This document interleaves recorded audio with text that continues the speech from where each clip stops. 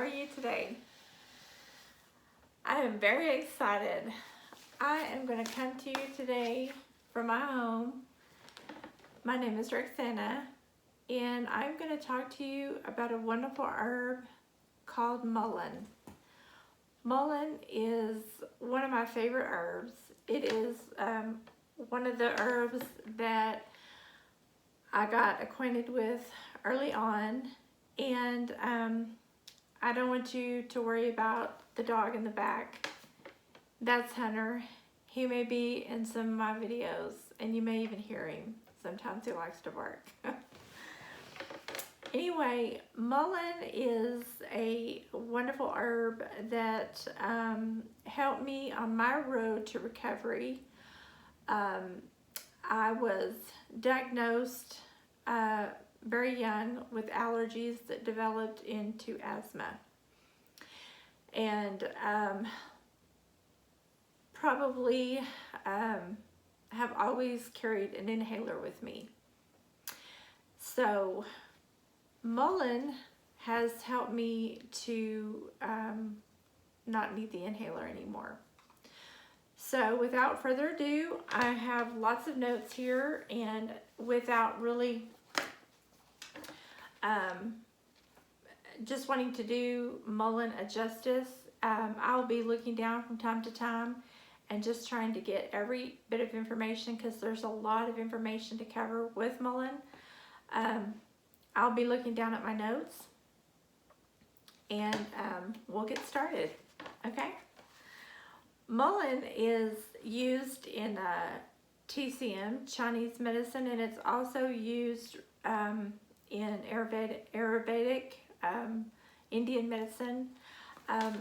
It's really used in all across. I've ran into. It's used in Ireland quite a bit. It's used all over the world, I believe. I'll come across a country and they'll say, oh, they know it by a different name, but they use mullein almost everywhere. I believe they use it in every country that I've come across. They just call it by a different name. Mullein was derived from Ireland, and they brought it over in the late 1800s, early 1800s. They brought it from their country. They brought it over here on the ships, in the boats, and they brought the whole plant with them. And they wanted to bring it to America so that they could have it over here, because they didn't know if they would have it here. It's from Africa. It's from all different, like I said, it's from all different continents and countries, but it's just called by a different name. In Ireland, they call it Mullein, which is M-U-L-L-E-N, and they treated tuberculosis in their areas over there, and it has traveled, and they have different names for it. I call these just nicknames. It's blanket herb, velvet dog, lungwort, and shepherd's club. Now there's a whole other list of names, so if I didn't call out the name that you're used to and you just recognize this herb, just please forgive me or put it in the comments, and I would love to know what you call it.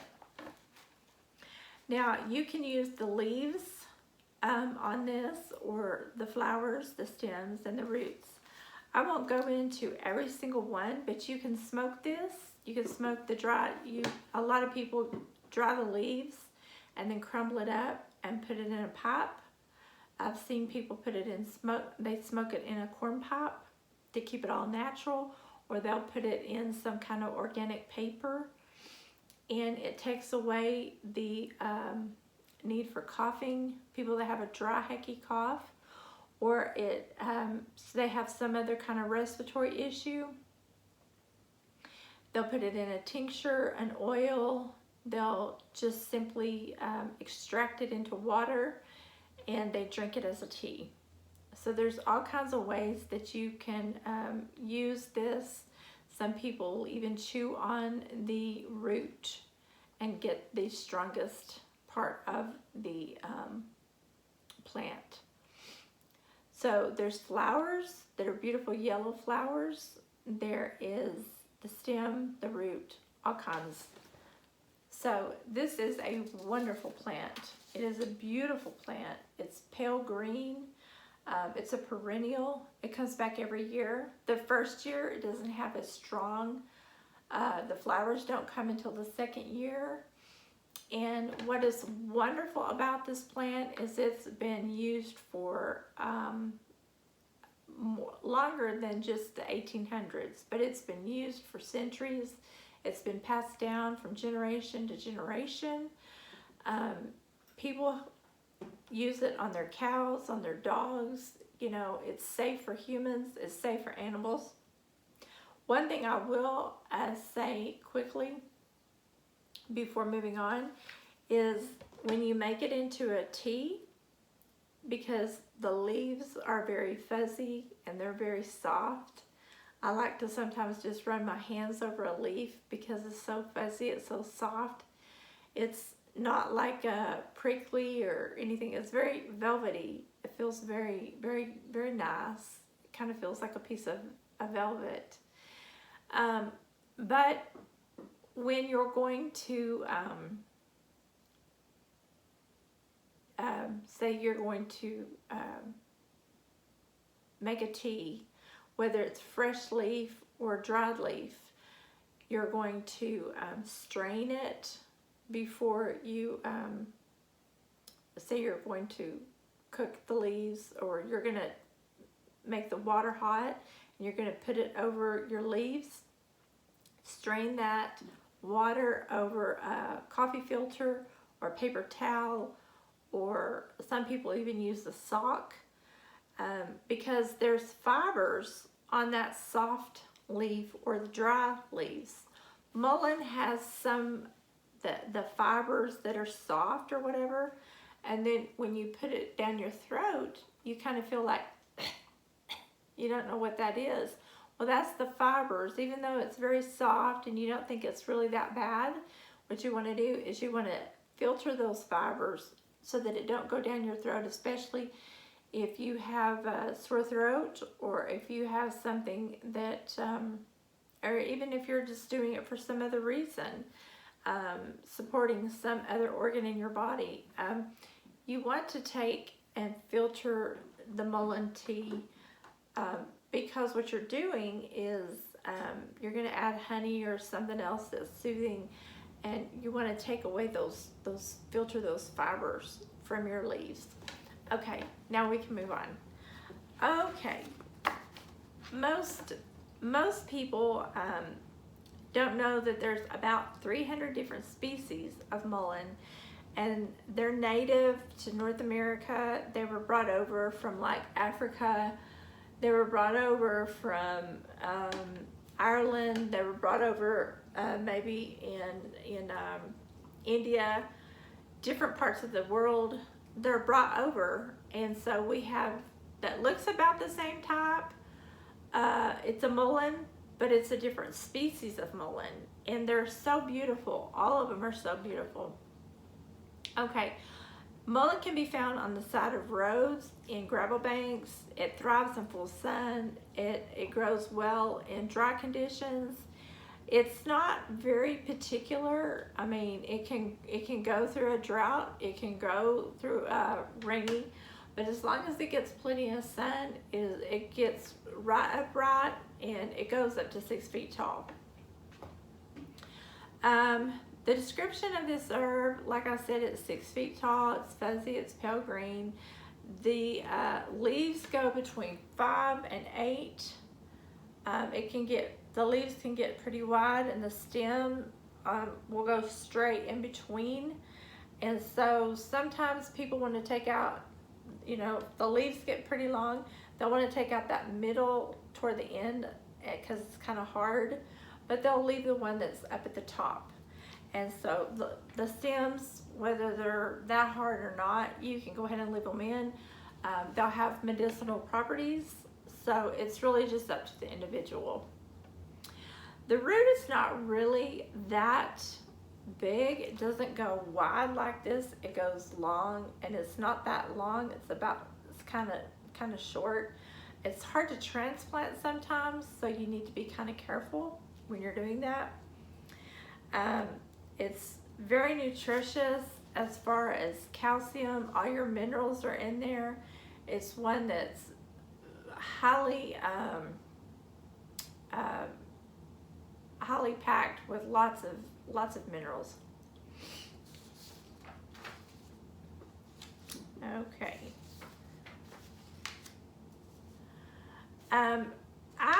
If I was going to grow this, which I have lots of them in the back and I have some in the front, I have one in the front, I would be starting it indoors, because sometimes birds try to get your seed. So I would definitely be willing to start this inside with some loose soil. And this grows in zones 3 to 9. And this is also very well known for the healer of lungs. A lot of people call this plant the healer of lungs. Its healing action is known for respiratory issues. It lubricates the connective tissues and joints. It also turns out to support the healthy cartilage in your body. You may have some problems with cartilage in your body. What it does is it supports the healthy cartilage, and it also turns out that if you have any complex fractures, it will be there to support your complex fractures. It's in the energetic family. It is a salty herb. It's cooling, it's drying, it's moistening.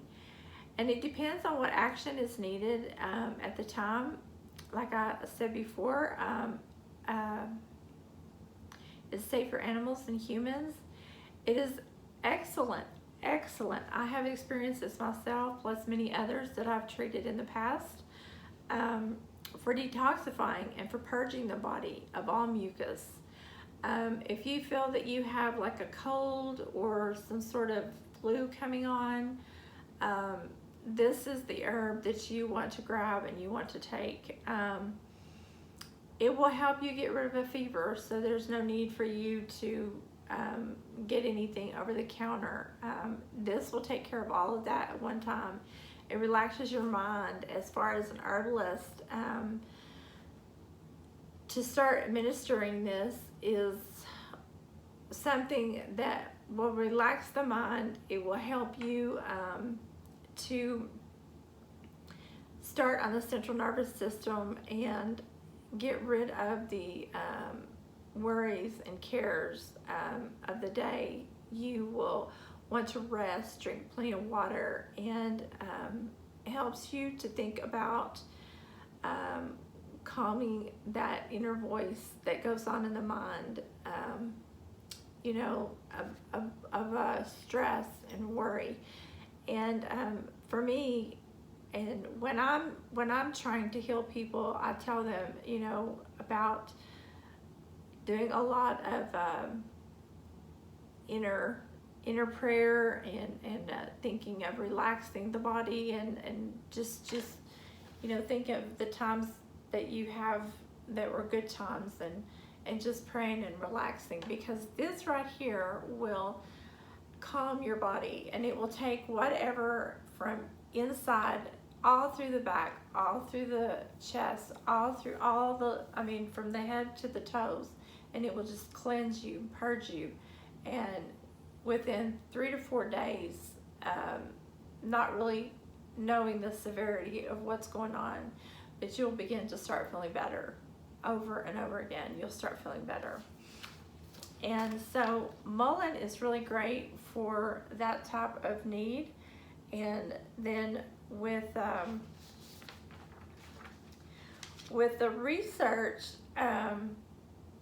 you know, I have found over and over and over again, when I go on to certain websites, I see like people they have done studies, and they say, well, it's really good for skin conditions. It's really good, we found that it's so good for pain. We found that this one said that it's been used for 5,000 years, and that it's so popular all around the globe. Like I said, I keep finding every country, and they said that the botanical American botanical, that this one lady, I'm not going to mention her name because I just don't want to say anything bad about her, but she said that, and it's true, the American Botanical Council in 2016, they spent $7 billion in sales helping people because people are trying to find an alternative to their health.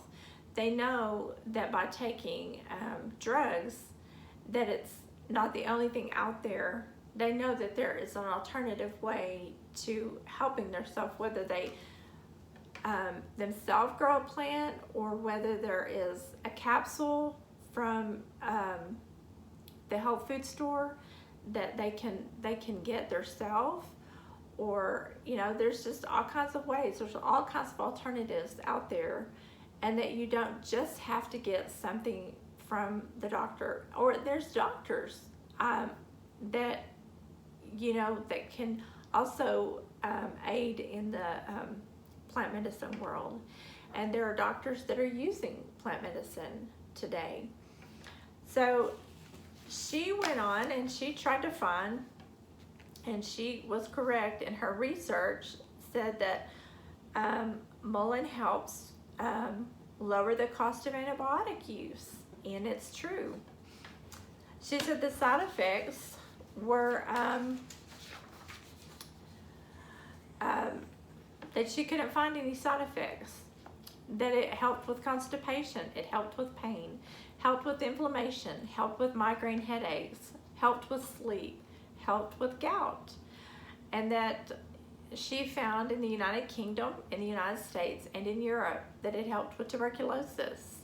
The benefits, and there's quite a few benefits, that it is antioxidant, anti-inflammatory. It has the spasmodic, antispasmodic, pain relieving, anti-inflammatory, has flavonoids, antioxidant properties, and it is antiviral. The list goes on, and the antiviral properties in Mullein, there's laboratory tests that show, and the laboratory test is both antibacterial, have shown that mullein leaf is antibacterial properties in both gram positive and gram negative. And they include the E. coli, the Staphylococcus aureus, and one for helping with pneumonia. So, I mean, I'm not completely sure why she was not blown away by just that. But mullein leaf is sold in various forms, which I went over, which is an extract, an oil, a tea, a powder, capsule, elixir. And there's many ways in the naturopathic physician and an herbalist can recommend mullein for respiratory and inflammatory conditions, but there's also enough scientific evidence to its effectiveness. But more human studies are needed, she says. The efficacy and traditional uses are not enough. Okay, all right. So she goes on, and she said that the effectiveness of relieving asthma, which causes the airway to swell up and result in some symptoms like coughing, wheezing, and shortness of breath, that there needs to be more scientific research. Okay, I agree with that. So she said that the animal and human research suggests that mullein tea works best at reducing the inflammation, thereby relaxing the muscles in the respiratory tract, which that is true. When it's hot, I have found that drinking it hot, which you can drink it cold or you can drink it hot, even on a hot summer's day, I will drink mullein leaf, and I add another herb with it, but she puts in here that mullein leaf tastes good. I don't agree with her on that because I don't like the taste of mullein leaf. It kind of has a bland taste, so I put peppermint with mine. I love the taste of peppermint tea, and so it does relax your respiratory tract and your throat in here, in your trachea. Everything kind of relaxes, and it does help you to breathe better. So it also says it helps fight viral infections. And one of the several studies that they did, that they couldn't tell whether it was the mullein leaf or they put a combination with that, whether it was the virus. But one of the